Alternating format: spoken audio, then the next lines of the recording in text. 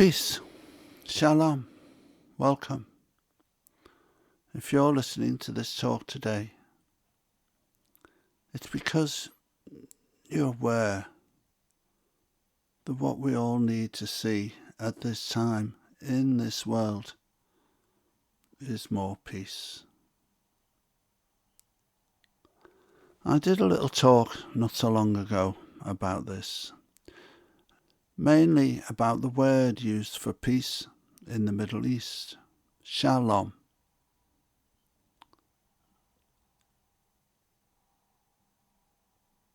Here, we are interested in this concept of peace in the far broader term than those usually thought of. And once again, I was given this topic from my angelic guides. As we can all tell by listening to the media, whichever channels you listen to, there is a dire need at the moment for this peace. But firstly, what do we mean by peace? It can mean the absence of war, or when war has ended. But it can also mean to be tranquil, calm, or rested. These are the most usual means that people think of when we use the word peace. In the Old Testament, peace can also mean unity or completeness. It's also used as a type of greeting by Jews and Muslims alike. When used with the words Aleichem, it means peace be with you, or probably more correctly, peace be upon you.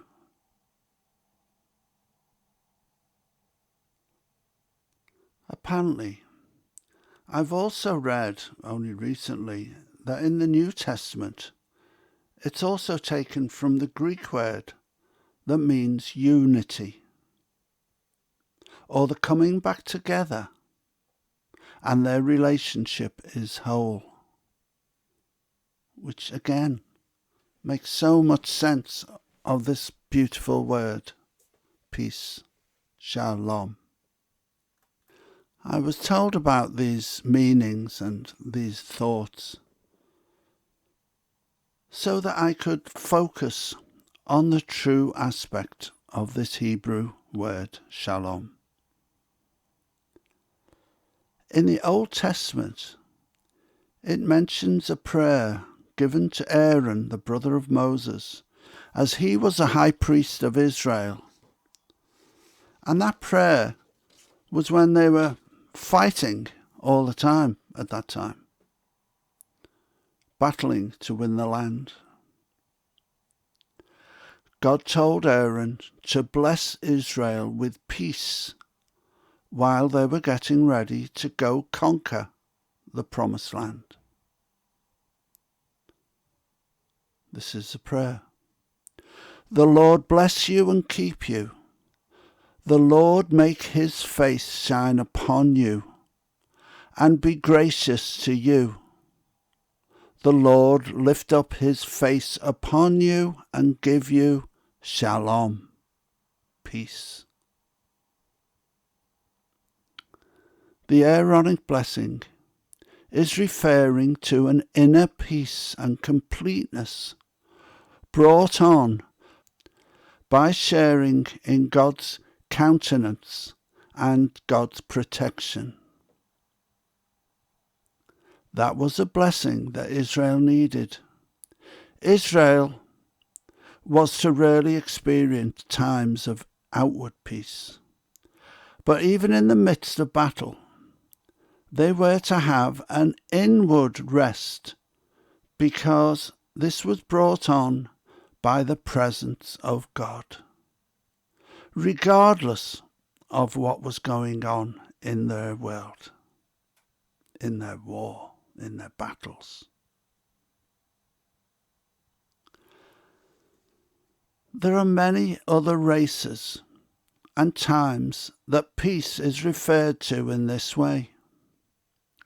I often think about the samurai warrior when they went into battle. They would prepare themselves to be in harmony, or war as it's called, a place of perfect peace. There's also a message by the famous Native Americans. Today is a good day to die. It's not about dying, that phrase, but about living, but accepting death as part of life and being at peace with that idea and possible reality.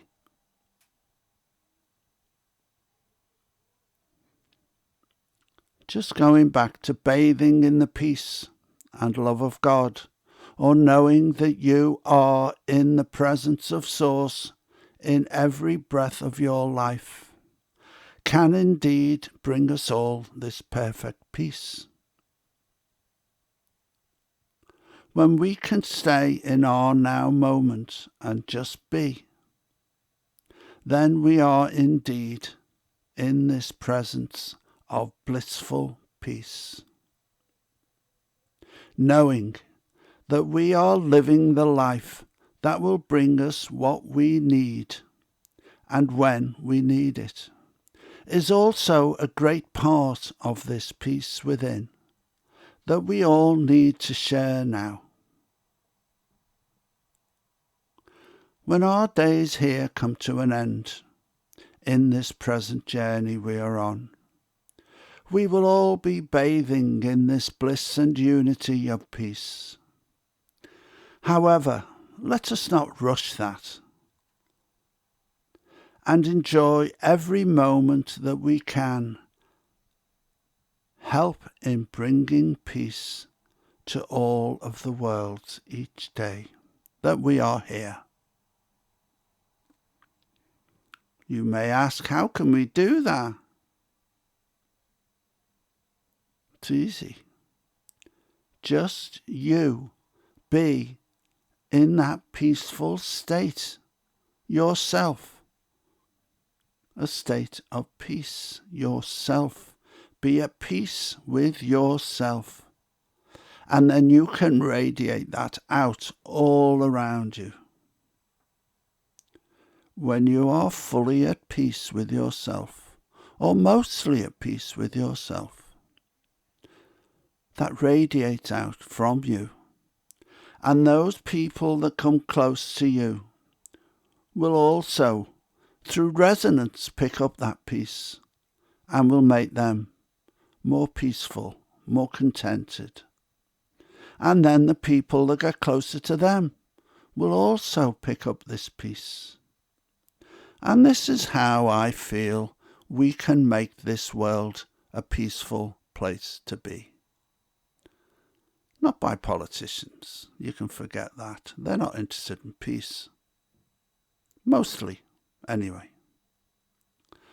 But by us, individual beings of love and light, like us, light workers, non-light workers, people that want to be in peace, whether you believe in God, Supreme Being, Source, the universe.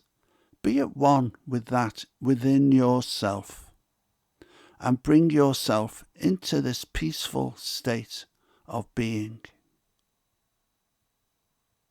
And whatever happens to you in life, it just becomes a little bit, if not a lot, easier. Because I always say it's not what happens to us in life, but how we handle it. And when you're in this peaceful state, most of the time, when things do crop up in your life that you need to handle, that you need to cope with, you will handle it in a much better way than you would if you were not at peace with yourself. Try it. See the difference it makes, not just to you, but to those around you. You don't have to be a saint.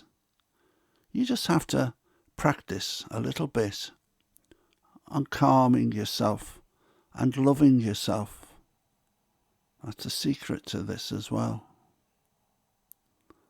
Be at peace with yourself and save our world. Thank you for listening.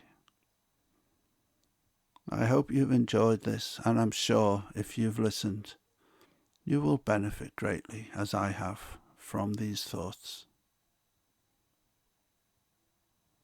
Shalom Aleichem.